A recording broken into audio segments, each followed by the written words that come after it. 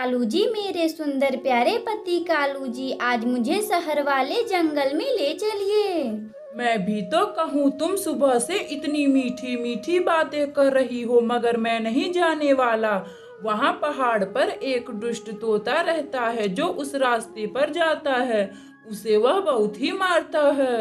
कालू जी, हमारा रंग तो काला है, हमें नहीं पहचानेगा। हम तो केवल चुपके चोरी से चलेंगे। गोरी जी, अगर तुम्हें दुष्ट तोता पहाड़ पे पकड़ लिया तो मैं नहीं आऊंगा तुम्हें बचाने। यह तुम खुद सोच लेना। वादा है कालू जी, आप बस मुझे शहर वाले जंगल में ले चलो। मेरी चोंच कब से तरस रही है वह लिपस्टिक लाने के लिए। कालू कौवा सब जानता था, गोरी कभी कहाँ मानने वाली थी। वह किसी का बात नहीं सुनती थी। कालू कौवा गोरी कवि को लेकर पहाड़ वाले जंगल पे जाता है।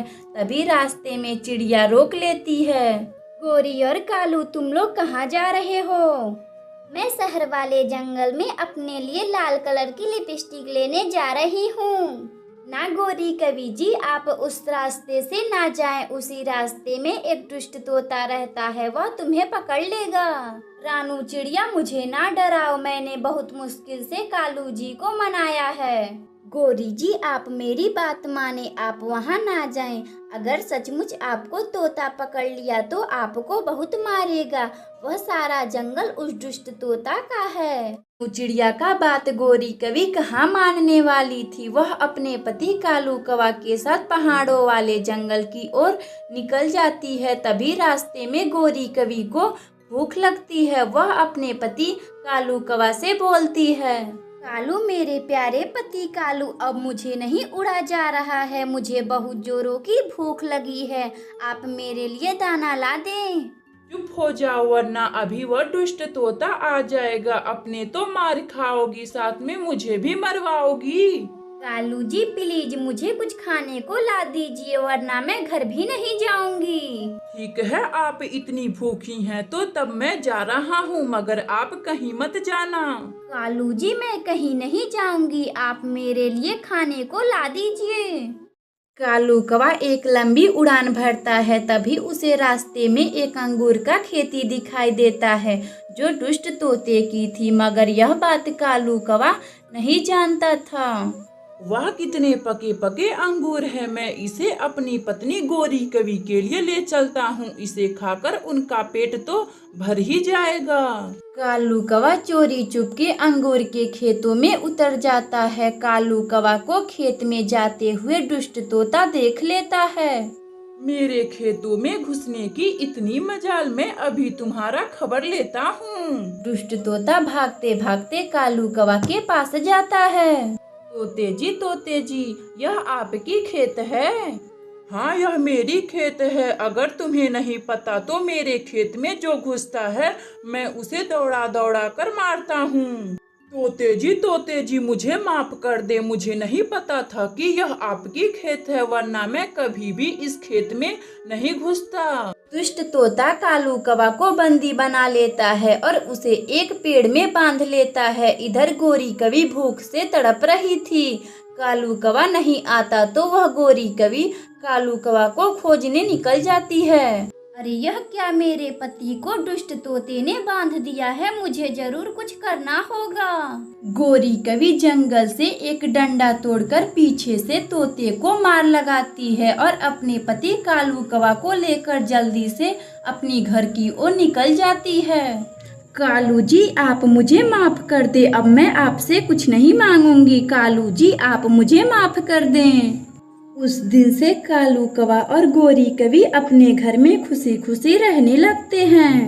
प्यारे दोस्तों, अगर आपको यह कहानी अच्छी लगी तो वीडियो को लाइक करें और चैनल को सब्सक्राइब करें और बेल आइकन को दबाना ना भूलें।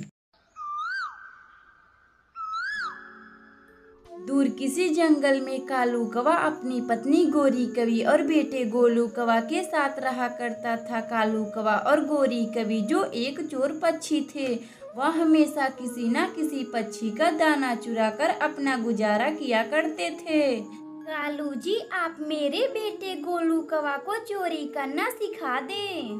गौरी जी, आप इसे चोरी करना मत सिखाए, इसे आप किसी अच्छे से स्कूल में पढ़ने के लिए भेजें। कालू जी, मेरे बेटे को चोर ही बनना है। चोर का बेटा है तो चोर ही बनेगा, कोई बड़ा दरोगा थोड़ी ना बनेगा। हाँ माँ, मैं चोर ही बनूंगा। मैं पापा से बड़ा चोर बनकर आप लोगों को दिखाऊंगा। बुढ़ापे में आप लोगों को दाना के लिए मोहताज नहीं होना पड़ेगा। तो ठीक है गोलू बेटे, मैं कल ही तुम्हें चोरी करना सिखा दूंगा। इसी तरह रात गुजरती है। दूसरी रात कालू कौवा अपने बेटे गोलू कौवा को चोरी करने ले जाता है। पापा, वह देखो टूनी आंटी का घर। चलो अब हम टूनी आंटी के घर में चोरी करने चलते हैं। नहीं गोलू, हमें चोरी करने से पहले कुछ बातों का ध्यान रखना चाहिए। पापा, हमें चोरी करने से पहले किन किन बातों का ख्याल रखना चाहिए?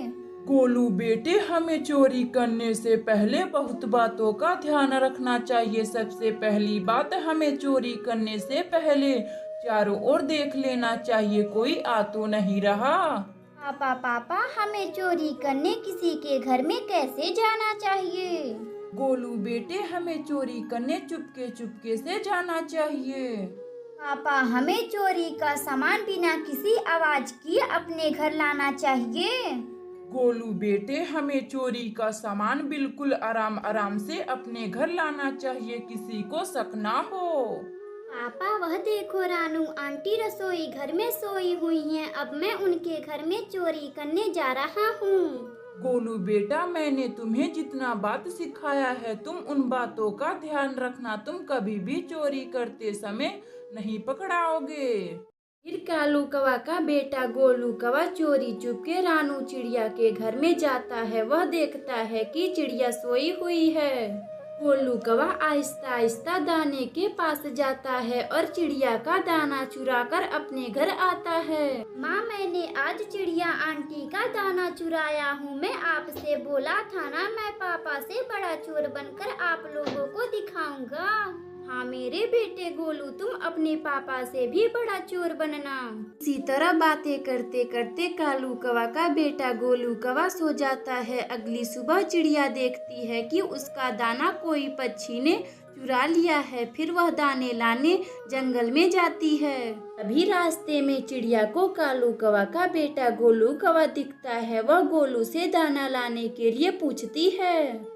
गोलू, मैं दाना लाने बहुत दूर जा रही हूँ, तुम भी मेरे साथ दाना लाने चलोगे? आंटी जी, क्यों, क्या हुआ? आप तो कल ही दाना लाई थी ना।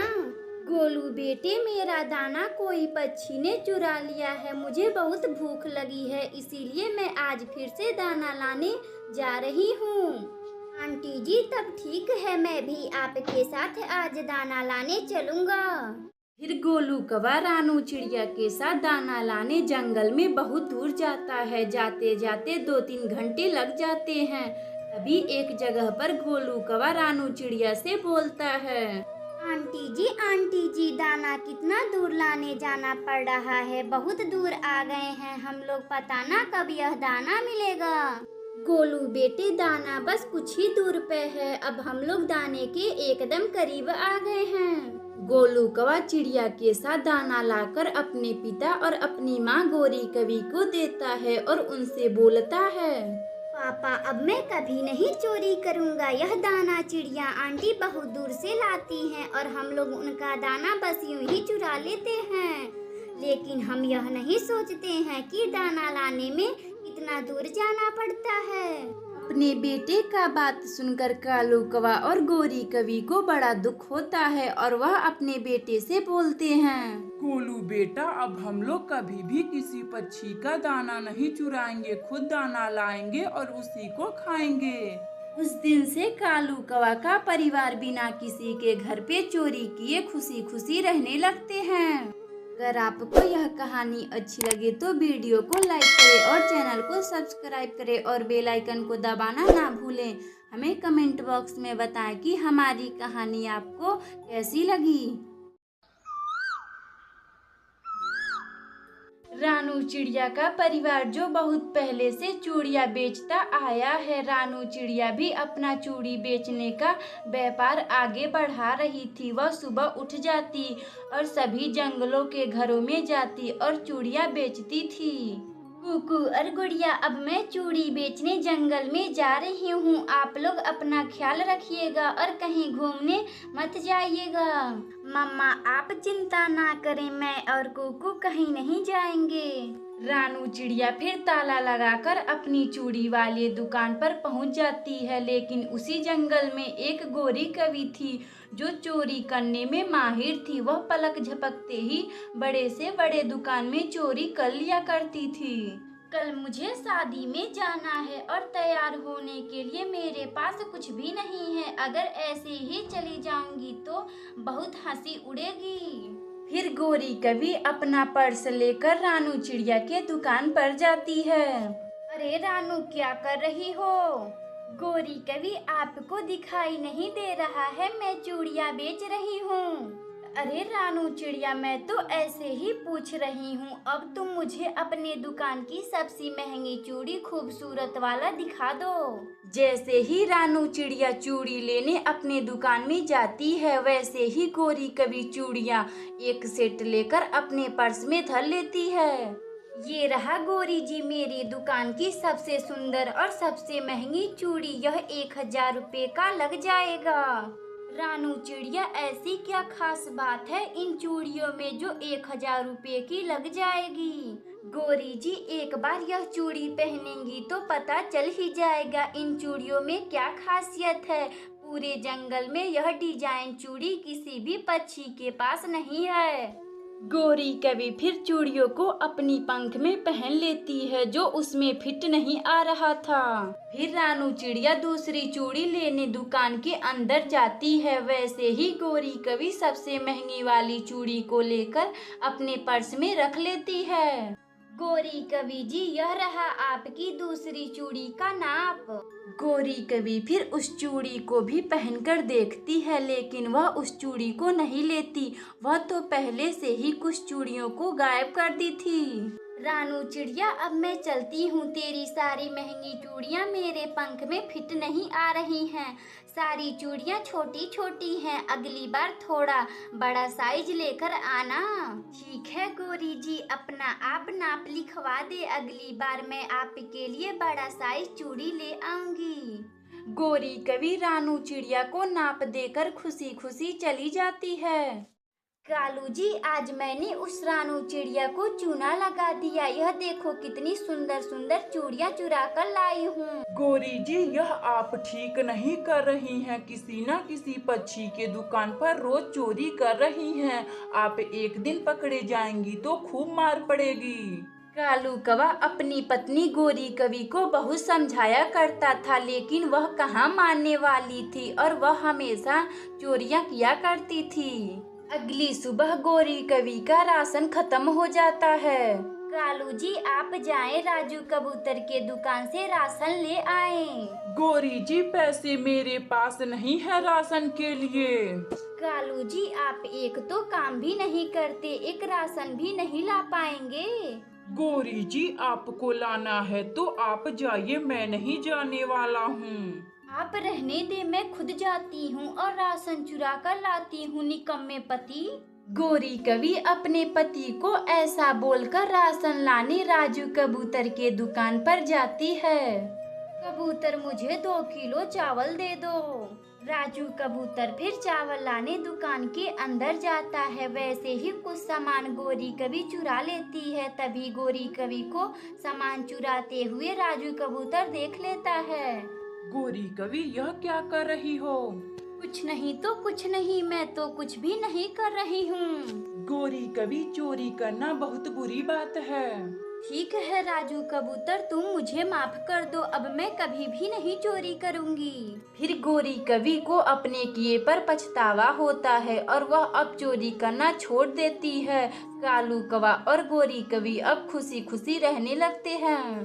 अगर आपको यह कहानी अच्छी लगे तो वीडियो को लाइक करें और चैनल को सब्सक्राइब करें और बेल आइकन को दबाना ना भूलें। हमें कमेंट बॉक्स में बताएं कि हमारी कहानी आपको कैसी लगी।